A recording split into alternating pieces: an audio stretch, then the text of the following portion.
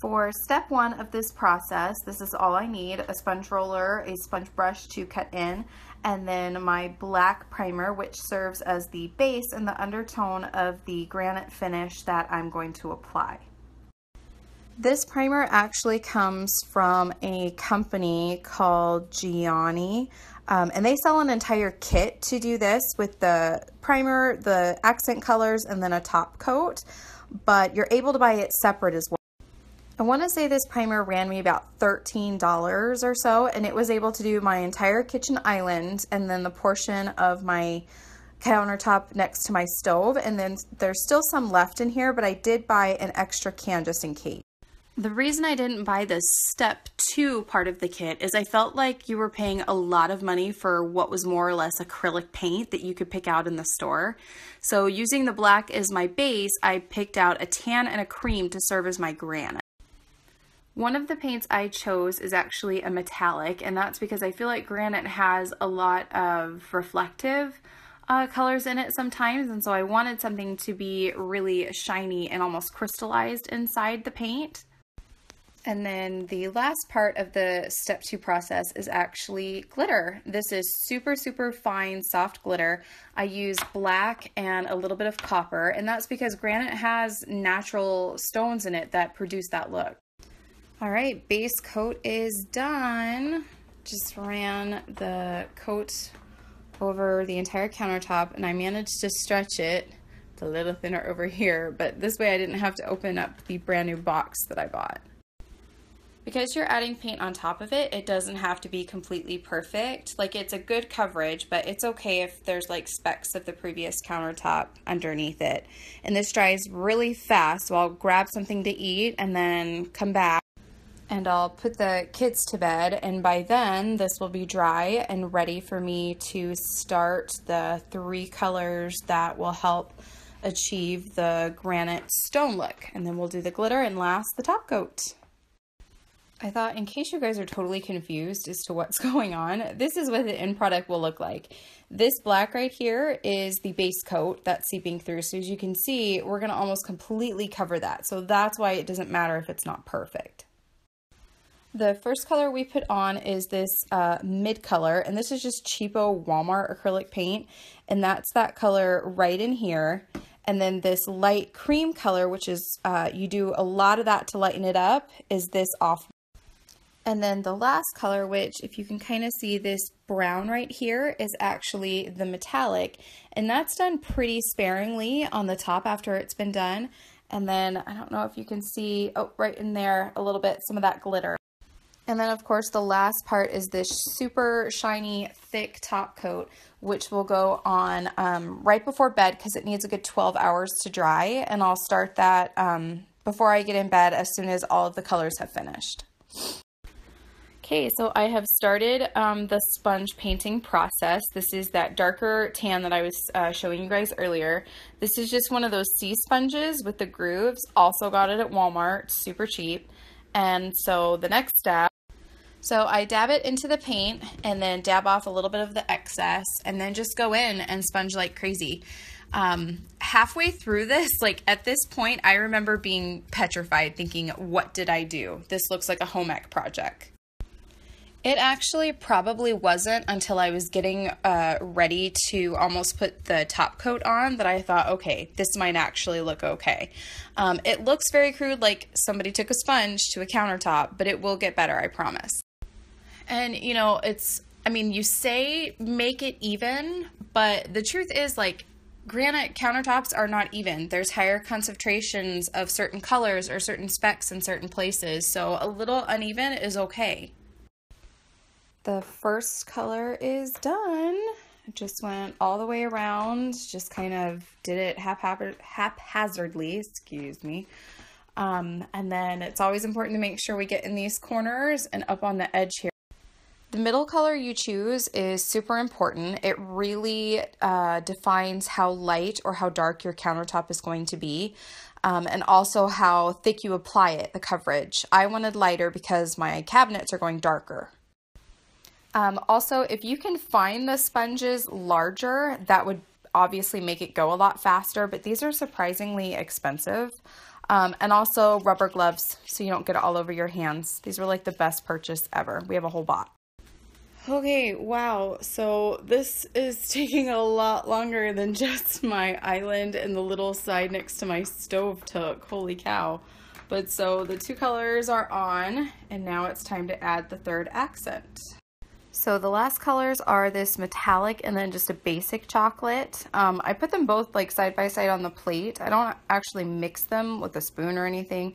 I just dab the sponge into both of them at the same time. And this last combination is what will really kind of tie the two colors together. As you see, it kind of goes over both and helps. This is what I'll be using as the top coat. It's incredibly durable, super thick, especially since this is going to be a working surface, and it's easy to scrub, everything. And you can buy this at Michael's, and you'll want to use a coupon because it's a little pricey. It's a two-part mixture, so it has the resin and then the hardener, and it's kind of a complicated process. Just make sure you read through the directions if you do it. But this also gives it that really, really bright shine to look like granite. Even at this part of the process, I remember feeling like this looks like crap. I hate it. What did I do? But when you put the gloss on, it completely changes the colors. The super glossy coat makes so much more of a contrast between the two colors, and it picks up all of that super fine glitter that you can't even hardly see, but the gloss really reflects it and makes it look like that natural stone. Okay, so I don't know if you can even see it. Maybe along the backsplash back there you can. I put the epoxy on, and you can see there's quite a bit of shine. And I'm actually kind of nervous about how it came out because I mixed the first package I had and realized it was not going to be near enough, and I had already poured it over here when I should have just been working in a small area over here. And so I screamed for Adam to come out of bed and mix it. You just use a sponge brush to mix it so it wouldn't start curing in a bad spot, and I had to rush and mix the other package of epoxy. And so with the two containers that I had, I was able to do this section up until about right here is where it stops at that part of the sink, and I'll have to actually go buy another pack. Getting it up the backsplash is kind of a pain, especially when you don't have a lot to go around like I did, and then making sure it's not pooling a ton in there, but it self-level, so it should be okay. The other thing that was kind of annoying is there isn't a ton of light over here. This is as much light as there is in my kitchen, so it was kind of hard to check and make sure that it was even. But if you get down at eye level, you can kind of tell if there's any missing spots. So as you can see, here's the section that hasn't been done, and then if you look over at the section that has been done, the colors are different. It definitely changes when you put the epoxy on. And so now I just have to wait about 10 minutes to pop some air bubbles. So yeah, air bubbles form when you mix it, when you stir the two together, and they start to rise, and you can just gently blow on them. You can use a straw to blow them out, or if you have a blowtorch, but I don't know if you can see the glitter either. The glitter probably isn't gonna pick up very well on my phone, but it really does add a cool effect to it, and I promise you this looks way cooler in person and not a home ec project. So since I touched on this, I told you guys that even though these say that they're 16 ounces, you're supposed to completely measure them, and this is why, because this is what was left over after I measured the 16 ounces, and it has to be 1-to-1 ratio. When you're waiting for the air bubbles as well, you can take notice of these drips, which you can just use a brush or even your finger like I am to get those reduced so that it doesn't cure that way. It takes about 12 hours for the epoxy to cure, which is why I do it before I go to bed. That way when I wake up in the morning, it'll be hardened and you can touch it, it'll be completely done, and I don't have to worry about the kids getting into it either. So even though in the morning it'll be mostly cured, I usually, when I've done it before, I've waited another 2 days or so before I really put anything on top of it, and I'll wait that long before I install my sink. And I guess that's all for now, really. I'll go pick up another can of the Envirotex tomorrow and see how it goes, and hopefully in the next couple days I'll have some good before and after pics for you. Alright guys, good morning. Just sent Autumn off to the bus. This is the countertops this morning. They look pretty good. They're a little bit tacky, but it still hasn't been a full 12 hours since I went to bed. Alright, so good news. I left the house, went and picked up the rest of the supplies to do the last bit of the countertop, and I came home and it's not nearly as tacky as it was at 8 o'clock. And I think I figured out why it's tackier than before. In the directions for the Envirotex, one of the things it says is that it cures better between 70 and 80 degrees. Well, at nighttime in the winter, our thermostat automatically turns down to 66.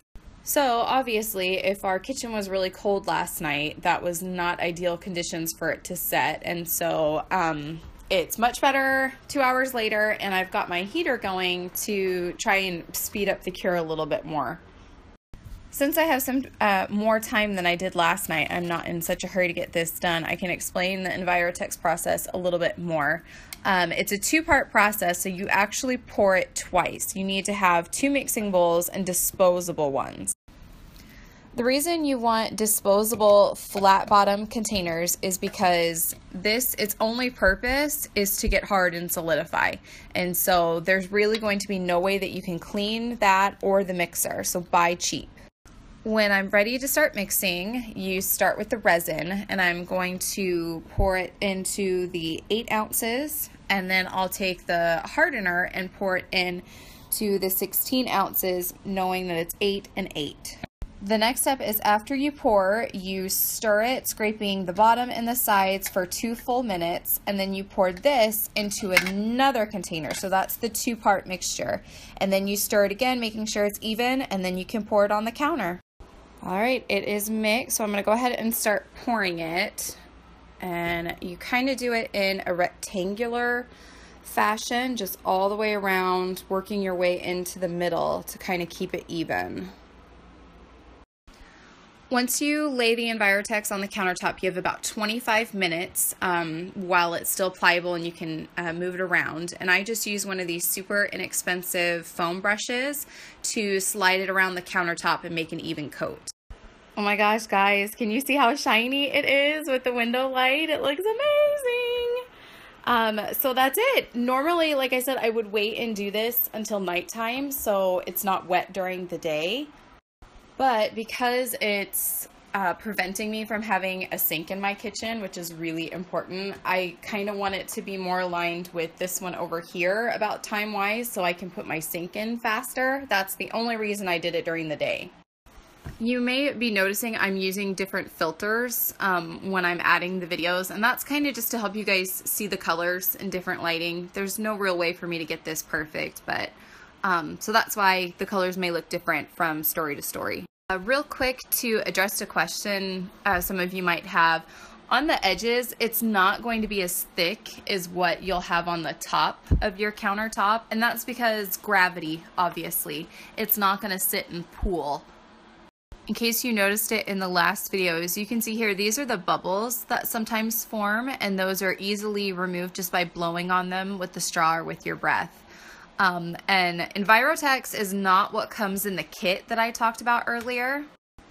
In the Gianni home countertop kit, they use what looks way thinner than Envirotex, and it doesn't look near as glossy, and I really wanted something thick and durable and super shiny to give the look of granite.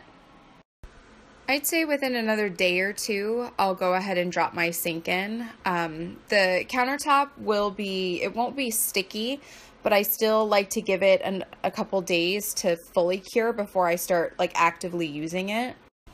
And I'd say that's all for now. If you guys have any questions, you can shoot me a message, or if you're local and want to come by and take a look, you're more than welcome to. And I will update you guys and show you the before and after as soon as I get my brand new sink in. I'm so excited.